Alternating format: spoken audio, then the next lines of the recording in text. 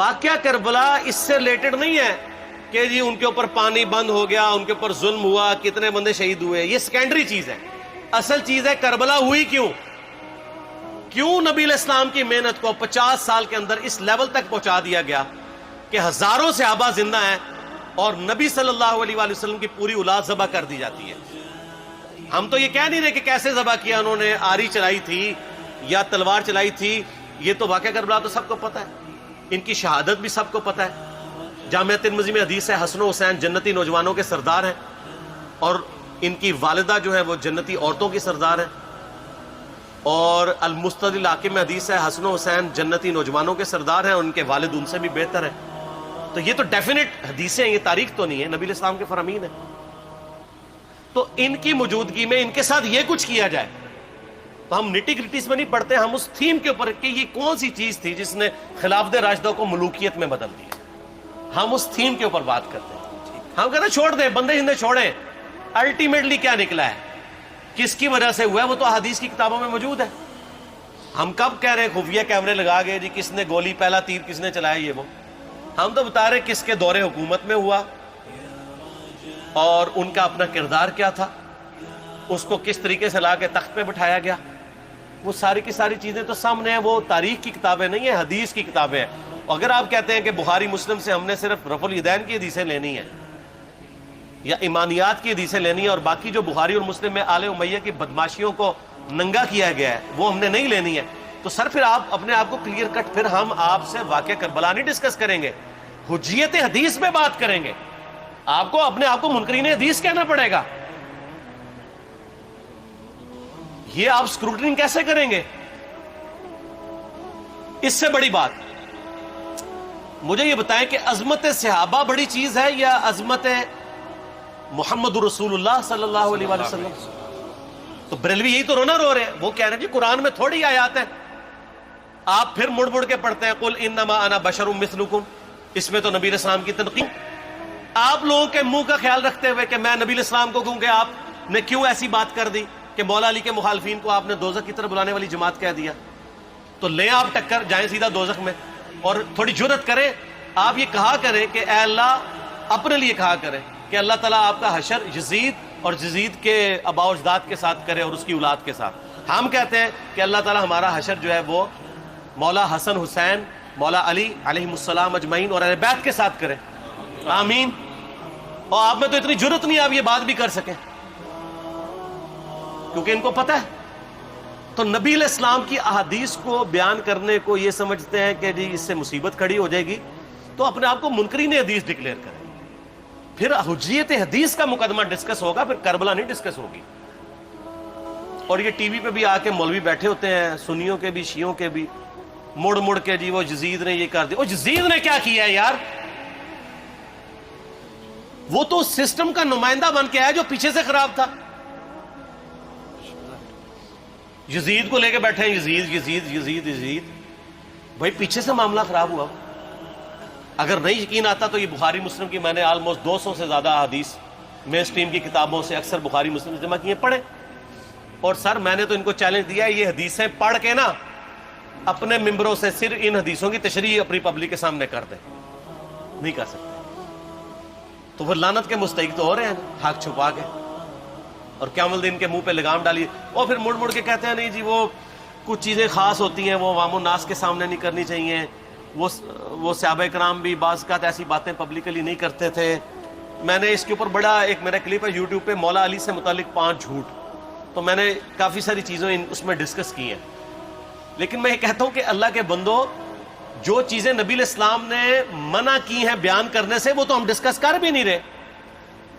میں نے آج تک آپ کو منافقین کے نام بتائے؟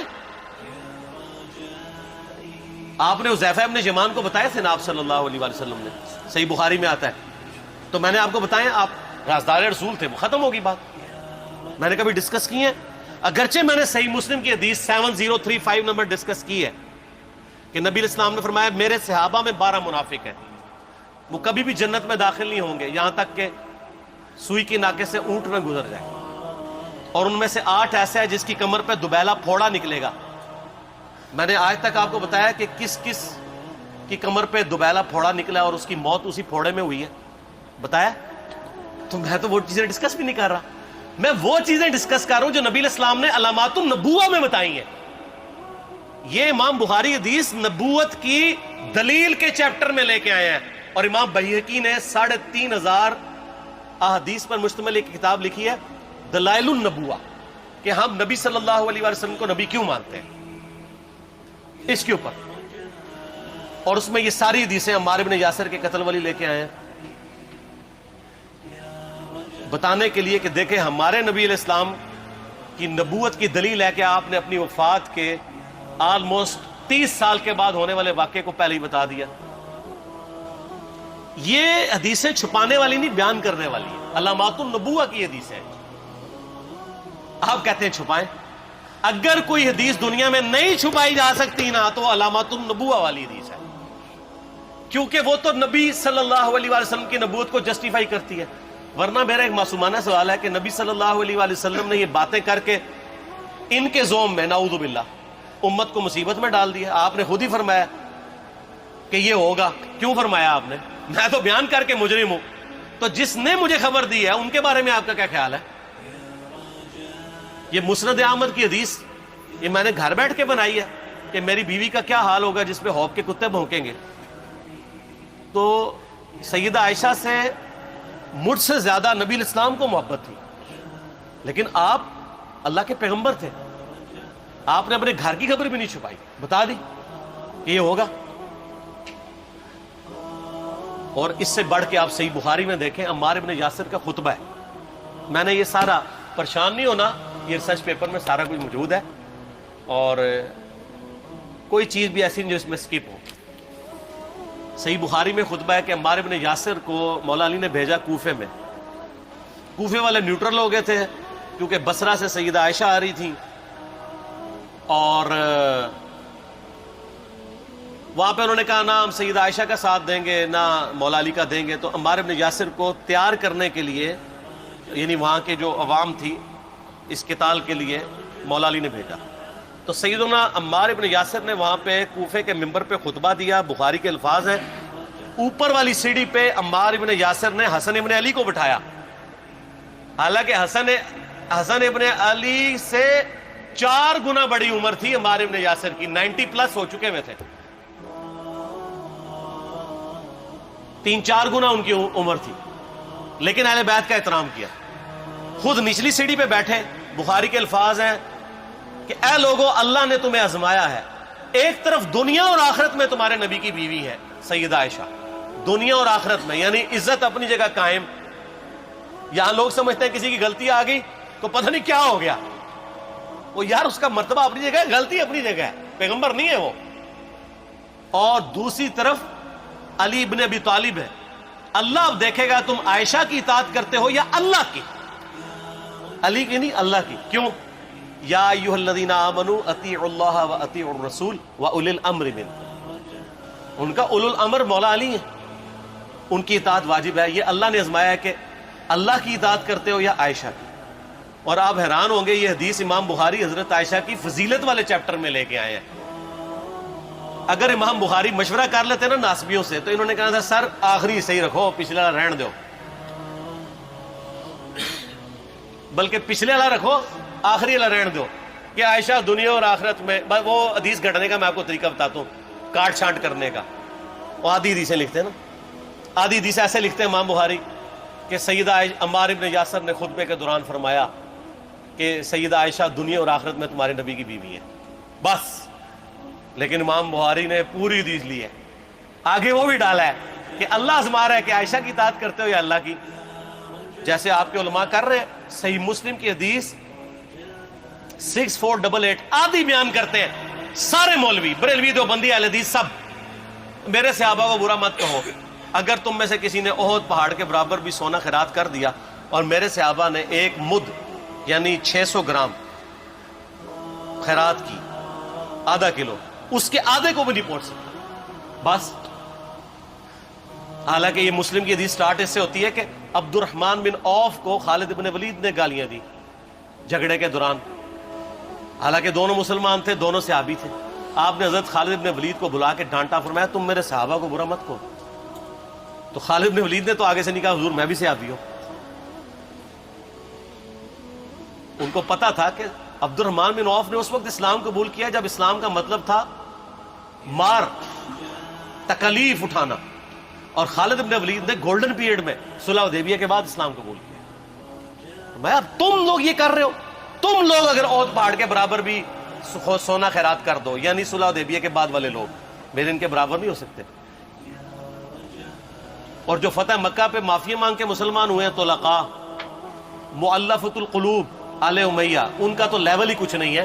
یہاں تو خالد بن ولید کے بارے میں یہ بات کی جا رہی ہے. اور پھر وہ مؤلفۃ القلوب اپنے زمانے میں ممبروں پہ سب و شتم کروائیں سیدنا علی پر. تو سب سے پہلے تو ان کو کہنا چاہیے جن کے بارے میں حدیث تھی کہ تم صحابہ کو گالی مت دینا. ہم نے تو خیر کبھی دی بھی نہیں ہے. اور میں یہ آخری جملہ ان کو ایسا بولتا ہوں کہ جو ان کے دماغ تک ڈرل کر جائے گا کہ آل امیہ نے جو کچھ اپنے دور کے اندر سیدنا علی کی گستاخیاں کی ہیں نا، ہم نے تو ویسی کوئی ایک گستاخی بھی آل امیہ کے بارے میں نہیں کی ہے.